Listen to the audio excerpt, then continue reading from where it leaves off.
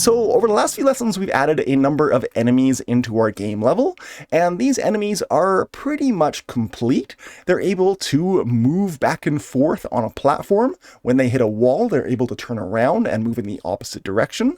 In the last lesson, we added collision between our enemy and our player, so that if you hit the enemy with the player from the side, well, you die and the game level restarts. And if you jump on the enemy squashes and stops where it is. And then after a second, the enemy disappears. And when you jump on an enemy, it also causes your little player to do an automatic bounce off of the enemy into the air as the enemy gets squashed. That's kind of fun. However, all of these enemies, they work in our game level only because they have two walls on opposite sides of their path to turn around at. If I go ahead and play my game level, you'll see that all of my enemies, they go back and forth and don't just keep going in one direction or even off the edge of the platform because of the walls that they're running into. If we didn't have a wall on one side, the enemy would be, well, kind of dumb, and the enemy would go off of the edge and just fall into the abyss forever. In this lesson, I want to be able to have an enemy like I have one over here that's able to go back and forth on a platform that doesn't have walls on either side, and I want the enemy to be smart enough to recognize that there is an edge or a cliff at the edge of a platform and turn around at that cliff. Now, in this lesson, I'll be showing you how to do that, but also I'll enable a little checkbox on our character in the character's inspector, or each enemy's inspector, pardon me. We'll be making a little checkbox that makes that enemy smart so that it'll recognize a cliff and turn around when it reaches that cliff or that edge. Or we can turn that option off and that particular enemy will just fall off of the edge of a cliff if that's what we want. So let's go ahead and jump in. First of all, I will jump into an enemy's scene by finding any enemy in my scene dock and then going into its little scene in a new tab. What we're going to be adding into our enemy scene, kind of like our robot character has in that scene, is what's called a raycast 3D.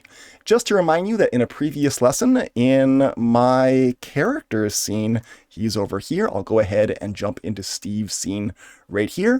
We added what's called a raycast 3D, which is this little blue bar sticking down from, well, his bottom down to the floor, which is able to detect if he is on the floor.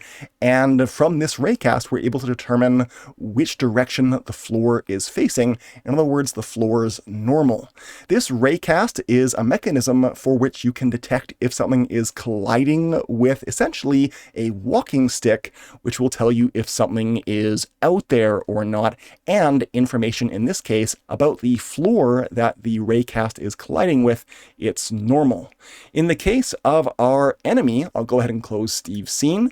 We're going to be adding a raycast right in front of our little enemy here, right in front of where he's about to walk to, that will, if that raycast doesn't detect a floor coming up right in front of where the enemy is about to walk to, that will trigger the enemy to turn around and move in the opposite direction.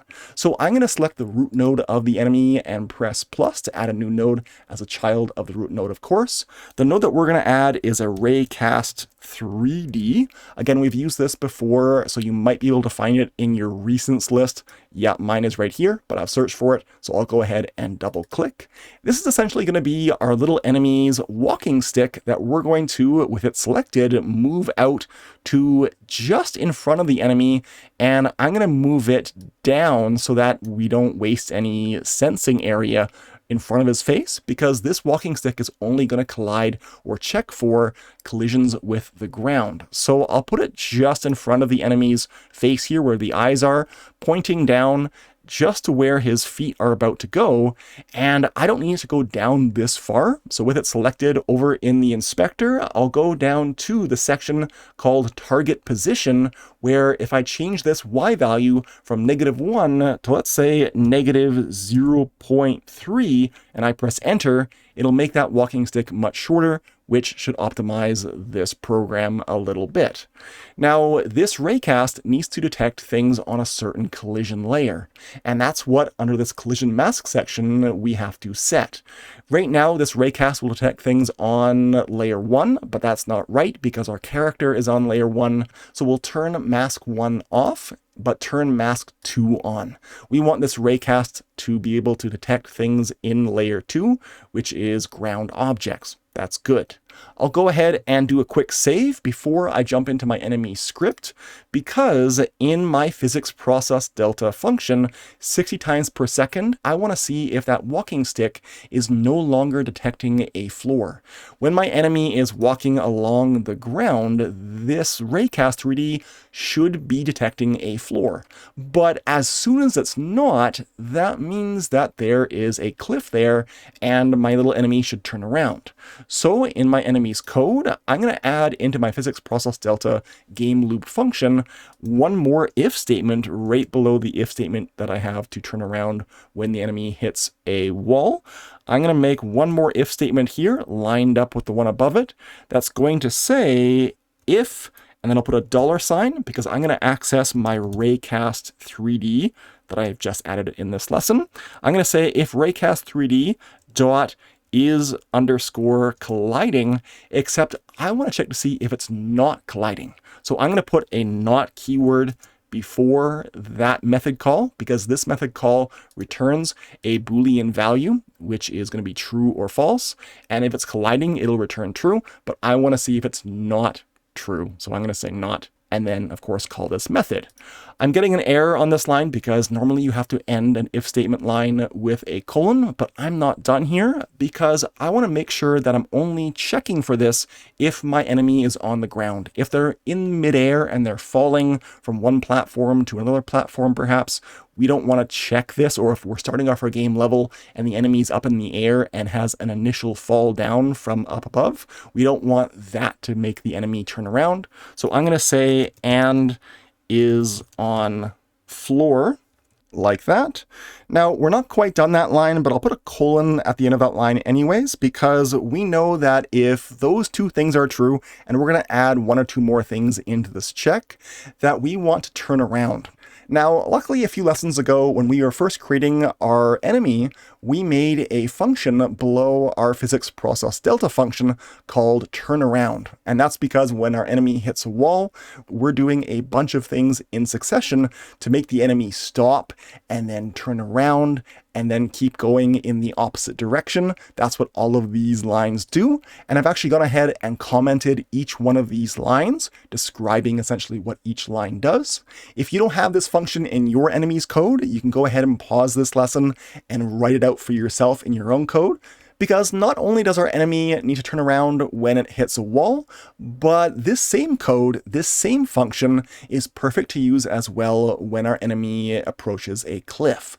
So if that raycast is not colliding with the floor and we're on the floor, I want to call this same function. So right here under this if, I'll press an extra tab here and I'll call that same turn underscore around function. Just like that. So I'll go ahead and do a quick save.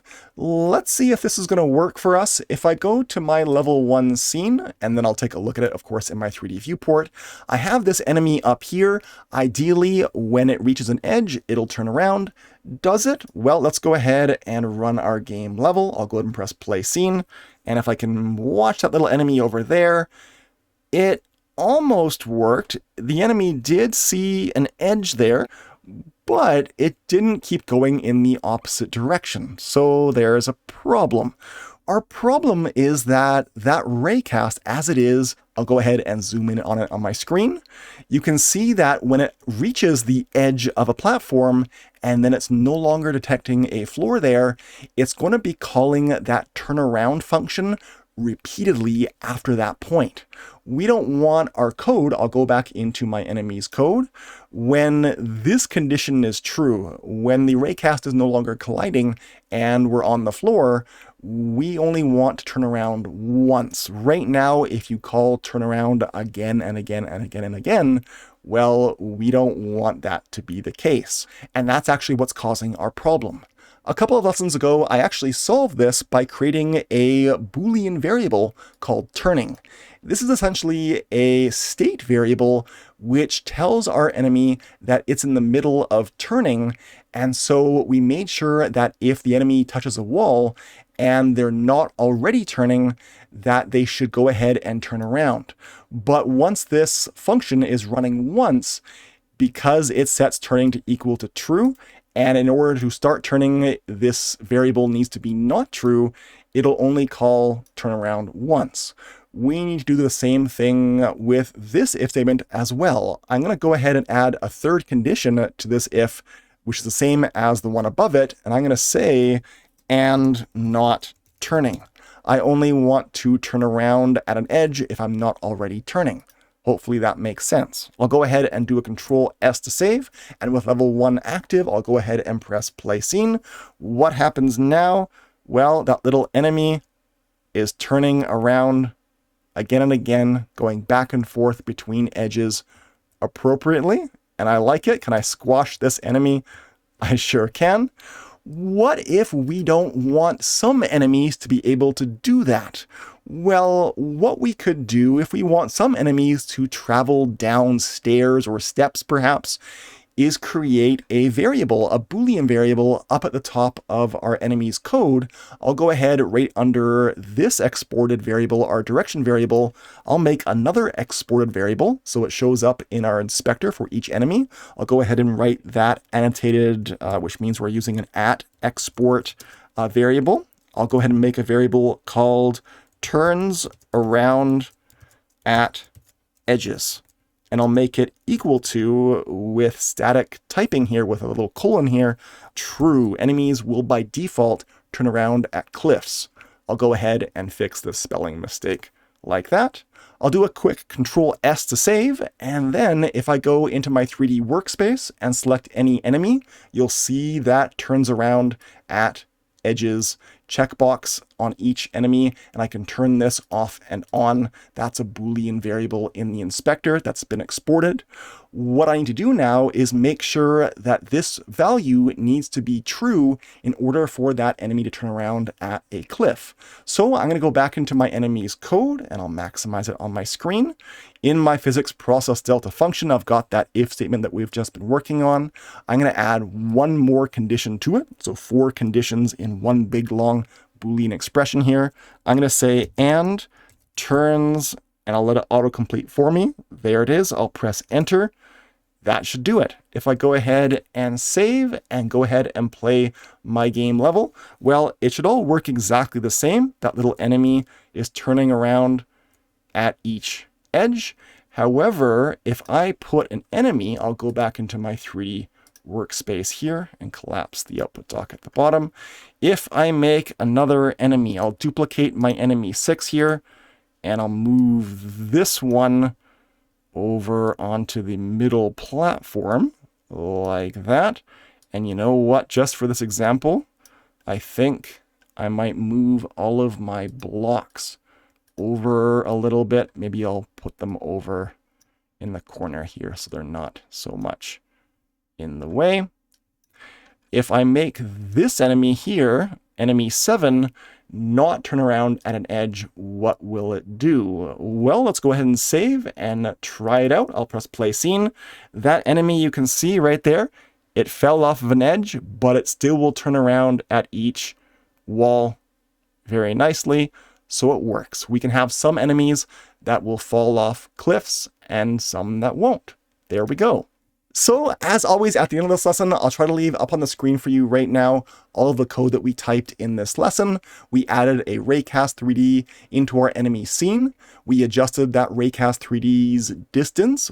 We also set its mask to 2. We added lines 27 and 28, a new if statement with 4 different conditions to check for in order to turn around at a cliff, including a new exported Boolean variable turns around at edges, which is set to true by default. But that's going to be it for this lesson. As always, thank you so much for watching and making it to the end of this lesson. I'll see you in the next one. Bye-bye.